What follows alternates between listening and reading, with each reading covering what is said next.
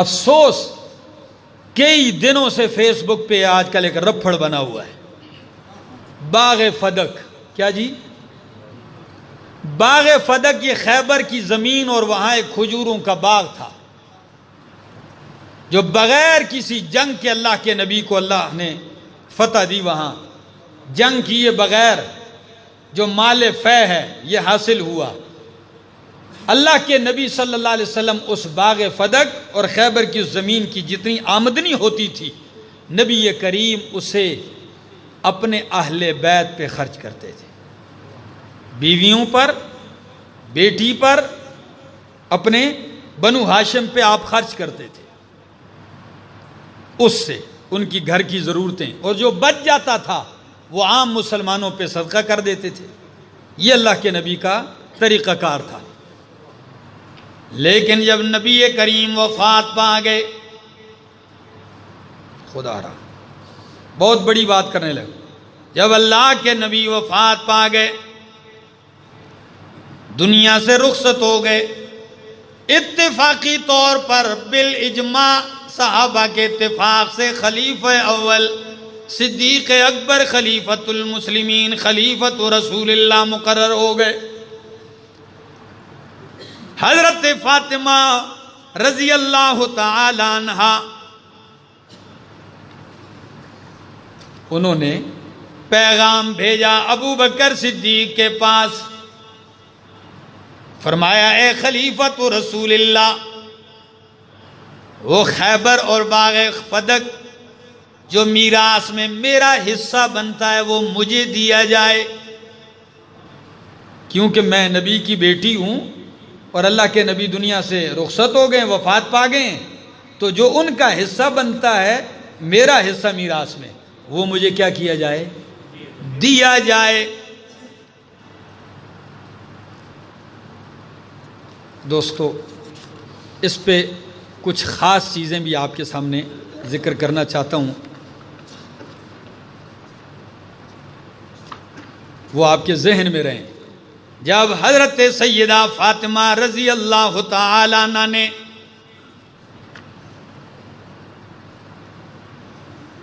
مطالبہ کیا تو صدیق اکبر نے فرمایا او نبی کی لخت جگر، اے فاطمہ، کیا نبی کریم کی یہ بات آپ نے نہیں سنی؟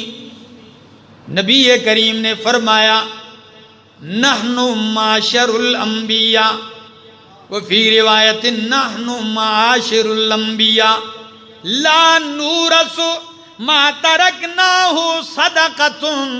اے فاطمہ، میں نے نبی کریم سے سنا ہے کہ اللہ کے نبی نے فرمایا ہم جتنے بھی انبیاء کا گروہ ہیں ہماری مالی میراث نہیں چلتی ہے، ہم جب فوت ہو جائیں جو مال چھوڑ جاتے ہیں فہو صدقۃ، وہ میراث نہیں ہوتا، وہ صدقہ ہوتا ہے.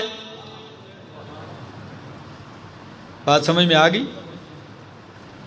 فاطمہ میراث کا مطالبہ کیا، صدیق اکبر نے حدیث سنا کے فرمایا فاطمہ، نبی کریم نے فرمایا لا نورث ما ترکناہ صدقۃ، جو ہم چھوڑ جائیں وہ صدقہ ہوتا ہے. اب اسی پہ بات ختم نہیں، ذرا آگے سن لیجیے. فرمایا انما یأکل آل محمد من ھذا المال، یعنی مال اللہ. اے فاطمہ، نبی کریم کے آل اسی مال سے کھائیں گے. یہ نہیں کہا، لوگ کہتے ہیں جی حق غصب کر لیا، نعوذ باللہ، حق چھین لیا، نعوذ باللہ، فاطمہ کو محروم کر دیا، نعوذ باللہ، کچھ بھی نہیں دیا. بات ہمیشہ کرتے ہیں اور اس کا غلط رخ دیتے ہیں. ایک تو صدیق اکبر نے حدیث سنائی، پھر اگلی بات یہ بھی نہیں کہ آپ کو دوں گا نہیں، فرمایا میراث نہیں چلتی، ہاں اس کی آمدنی سے آل محمد ہی پہ خرچ کیا جائے گا. انما یاکل آل محمد من ھذا المال، یعنی مال اللہ. اور اگلی بات فرمایا واللہ اللہ کی قسم لا اغیر شیئا من صدقات النبی التی کانت علیہا فی عہد النبی، میں نبی کریم کے صدقات میں ذرا بھی تبدیلی نہیں کروں گا۔ اللہ کے نبی نے اپنی زندگی میں جس طریقے سے ان چیزوں کو رکھا اور جس طریقے سے خرچ کرتے رہے، میں ان میں تبدیلی، میں بھی ان کو اسی طرح رکھ کر اس سے جو خرچ آئے گا آپ لوگوں پہ کیا کروں گا؟ خرچ کروں گا۔ اور یہ بات اگلی بار ذرا سنیے، وَلَأَعْمَلَنَّ فِيهَا بِمَا عَمِلَ فِيهَا رَسُولُ اللَّهِ، میں ان صدقات میں اسی طرح عمل کروں گا، وہی عمل جاری رکھوں گا جو نبی عمل کرتے رہے۔ فَتَشَهَّدَ عَلِيٌّ، علی نے بھی گواہی دی۔ کیا؟ ذرا یہ بھی سن لیجئے، صدیق اکبر کو مجرم ٹھہرانے والوں حضرت علی، یہ صحیح بخاری کی حدیث ہے۔ فَتَشَهَّدَ عَلِيٌّ، علی بھی موجود ہے، علی کے سامنے یہ بات ہوئی شیر خدا کے، انہوں نے گواہی دی۔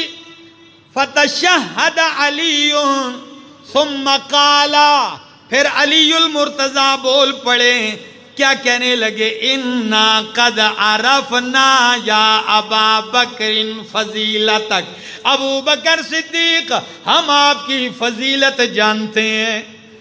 اِنَّا قَدْ عَرَفْنَا فضلک یا ابا بکر، ابو بکر ہم آپ کی فضیلت جانتے ہیں۔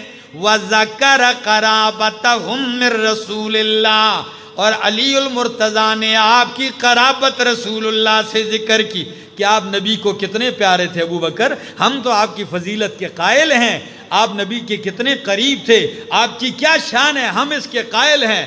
تو صدیق اکبر جواب میں کیا فرماتے ہیں؟ قال فتکلم ابو بکر فقال، ابو بکر صدیق کہتے ہیں والذی نفسی بیدہ، قسم ہے اس ذات کی جس کے قبضہ قدرت میں ابو بکر کی جان ہے، لقرابت رسول اللہ احب الی من ان اصل من قرابتی، اللہ کی قسم ہے کہ میں رسول اللہ کے رشتوں کو جوڑ کے رکھوں، ان کی پاسداری کروں، یہ مجھے زیادہ محبوب ہے کہ میں اپنے رشتوں کو پال کے رکھوں، میں نبی کے رشتوں کو پال کے رکھوں، یہ مجھے زیادہ محبوب ہے اپنے رشتہ داروں کے پالنے سے۔ اسی موقع پہ فرمایا۔ اور آج کا بدبخت کہتے ہیں سیدہ گئی نے کچھ نہ دیا، وہ روتی ہوئی واپس آئی، لا حول ولا قوت الا باللہ، انا للہ و انا الیہ راجعون۔ کتنا ظلم، کتنی بربریت۔ علی المرتضیٰ اسی موقع پر بیٹھ کے آپ کی فضیلت ذکر کرتے ہیں، علی المرتضیٰ اسی موقع پر بیٹھ کے آپ کی شان بیان کرتے ہیں۔ اور پھر صدیق اکبر ذہن سے تمام شکوک کا ازالہ یوں کرتے ہیں، فرماتے ہیں مت کہ یہ سمجھو کہ میں نے کہا میراث نہیں چلتی، یہ کوئی میرا ذاتی فیصلہ ہے یا میں کوئی ظلم کرتا ہوں۔ فرمایا اللہ کی قسم تمہارے رشتوں کو پال کے رکھوں، ان کا لحاظ اپنے رشتوں سے مجھے زیادہ محبوب ہے۔ تو حضرت فاطمہ راضی ہو گئی، بات نہیں کی، چلی گئی۔ کیوں؟ نبی کی حدیث سنی۔ ایک بدبخت اٹھا اس دن، میں نے دیکھا ایک کلپ میں، کہتا ہے ابو بکر صدیق نے یہ حدیث اس وقت گھڑ لی تھی، لا حول ولا قوت الا باللہ۔ میں نے کہا سن، اگر صرف ابو بکر صدیق راوی ہوتے تو انکار کرتا، لیکن اس حدیث کے راوی صرف ابو بکر صدیق نہیں ہے، اس کے راوی سن لیجئے، میں پیش کرنے لگا ہوں۔ یہی روایت حضرت ابو ہریرہ رضی اللہ تعالیٰ عنہ سے مروی ہے، یہی روایت حضرت عمر رضی اللہ تعالیٰ عنہ سے مروی ہے، یہی روایت حضرت عائشہ رضی اللہ تعالیٰ عنہ سے مروی ہے، یہی حدیث جو ہے حضرت عباس سے مروی ہے، یہی روایت حضرت علی المرتضیٰ رضی اللہ تعالیٰ عنہ سے بھی مروی ہے۔ الزام صرف صدیق اکبر پر ہے کہ انہوں نے کہا میراث نہیں چلتی، یہ ان صحابہ سے یہ روایت مروی ہے۔ خیر حضرت فاطمہ واپس چلی گئیں، پھر مطالبہ دوبارہ نہیں کیا، کیونکہ حدیث سن لی، مطالبہ نہیں کیا، لیکن خلیفہ رسول کو کتنی پاسداری ہے۔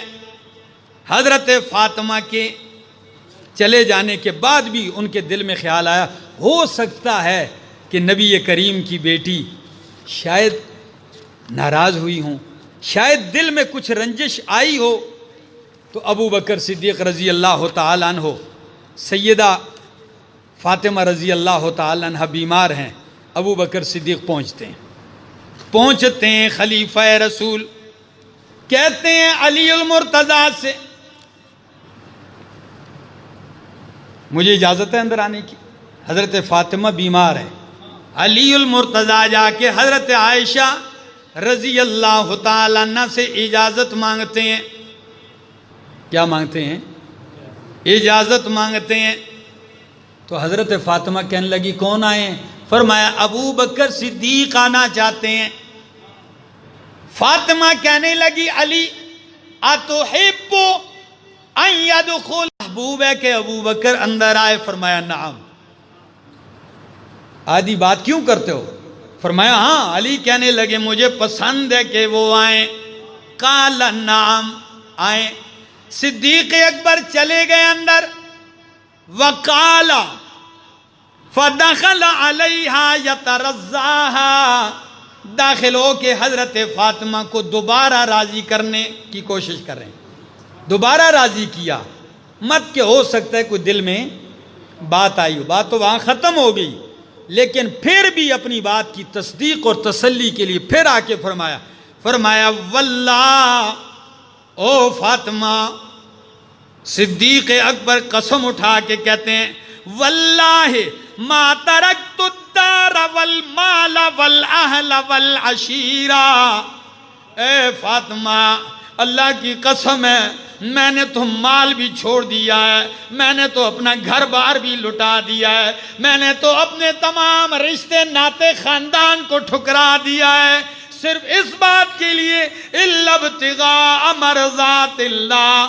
و مرضات رسول اللہ، اللہ کی رضا کے لیے، رسول اللہ کی رضا کے لیے، و مرضاتکم اہل البیت، اور نبی کے اہل بیت، میں نے تو تمہاری رضا کے لیے گھر بار مال اولاد رشتہ داریاں اور سب کچھ میں نے ٹھکرا دیا ہے، میں تمہیں کبھی ناراض نہیں کرنا چاہتا ہوں۔ واللہ ترکت الدار والمال والاہل والعشیرۃ الا ابتغاء مرضات اللہ ومرضات رسولہ ومرضات اہل بیت اہل مرضاتکم اہل البیت ثم ترضاها حتی رضیت۔ پھر فرمایا کیا فاطمہ آپ راضی نہیں؟ فرمایا حتی رضیت، فاطمہ کیا ہو گئیں؟ راضی ہو گئی۔ فاطمہ تو راضی ہو گئی، لیکن یہ کالا بدبخت آج تک ناراض ہے۔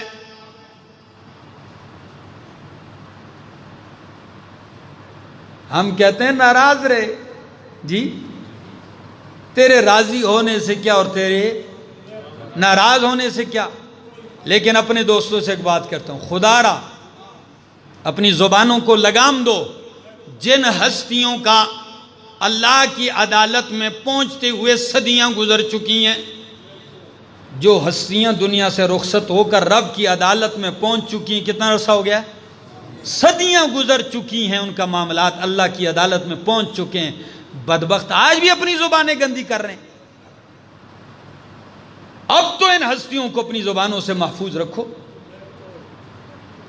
ہر الو کا پٹھا اٹھتا ہے، چند الفاظ سیکھنے کے بعد وہ آ کے ممبر پہ بیٹھ کے صحابہ کے مابین جج بنتا ہے، وہ خطا کار تھی، وہ ایسی تھی، وہ ایسی تھی، لا حول ولا قوت الا باللہ۔ اور ایک کہنے لگا فاطمہ خطا کار تھی، میں نے کہا بدبخت اپنی عاقبت نہ خراب کر۔ ہم جس طرح صدیق کی صداقت کو مانتے ہیں، اسی طرح حضرت فاطمہ کی منقبت اور شان کو بھی مانتے ہیں۔ یہ دونوں ہستیاں ہمارے ایمان کا حصہ ہیں۔ بات صرف اتنی تھی، اس میں خطا کاری کی کون سی بات ہے؟ فاطمہ نے مطالبہ کیا کہ اگر میراث میں میرا حصہ ہے تو ملے. صدیق اکبر نے حدیث سنایا, فاطمہ راضی ہو گئی. اس میں خطا کی کون سی بات ہے جی؟ پوچھا, جواب ملا, راضی ہو گئی. گناہ کی کون سی بات ہے؟ لیکن کیا کیا جائے, مفت کے جج بنے ہوتے ہیں اور صحابہ کے مابین فیصلے ارشاد کرتے ہیں. وہ غلطی پر تھا, وہ ٹھیک تھا, وہ ٹھیک نہیں تھا. الو کے چرخے, اپنے آپ کو دیکھ, تو کیا ہے؟ اپنے خیر منا, اپنا پتہ نہ ہو کسی کو. اور نبی کے اہل بیت, نبی کی بیٹیاں, نبی کے صحابہ, مہاجرین اور انصار, خلفائے راشدین کے مابین وہ جج بن جائے. ہمارا صرف اتنا ہی کام ہے کہ محمد عربی کے جتنے بھی صحابہ ہیں ہمارے ایمان کا حصہ ہیں. کیا ہیں؟ ہمارے ایمان کا حصہ ہیں. تو یہ تھی حضرت فاطمہ الزہرا رضی اللہ تعالیٰ عنہ کی سیرت کا ایک مختصر سی ایک جھلک تھی. تو سیدہ فاطمہ سن 11 ہجری رمضان المبارک 29 سال کی عمر میں حضرت فاطمہ وفات پاتی ہیں اور جنازہ خلیفہ اول ابو بکر صدیق پڑھاتے ہیں. ادھر بھی آنکھیں بند کر دیتے ہیں. سنیے ذرا, جب جنازہ رات کو اٹھتا ہے سیدہ کائنات کا, صفیں بنتی ہیں, تو حضرت ابو بکر صدیق حضرت علی سے فرماتے ہیں آپ آگے ہو جائیں.